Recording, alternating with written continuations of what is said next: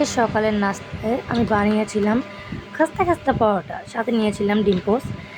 ডিম পোস্টের কুসুমটা কার কার আমার মতো এরকম নরম থাকলে আপনাদের ভালো লাগে?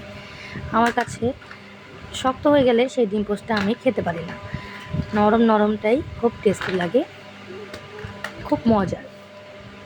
পরোটাটা সেই ক্রিসপি ছিল। তারপর আমি নিয়েছিলাম আমার পছন্দের, যেটা খেতে আমার সবচেয়ে বেশি ভালো লাগে, সুজির হালুয়া। এটা দিয়ে পরোটা খেতে আমার কাছে তো পুরো অমৃত লাগছিল, খুবই মজা সুজির হালুয়া। আমি সুজির হালুয়াটা পানি দিয়ে রান্না করি না, সবসময় পুরো সুজির হালুয়াটাই আমি দুধ দিয়ে রান্না করি, তাই হয়তো সবার থেকে টেস্টটা আলাদা হয়। আমি নিজের রান্না ছাড়া অনেকের হাতে খেয়েছিলাম এই সুজির হালুয়া, বাট আমার কাছে ভালো লাগেনি।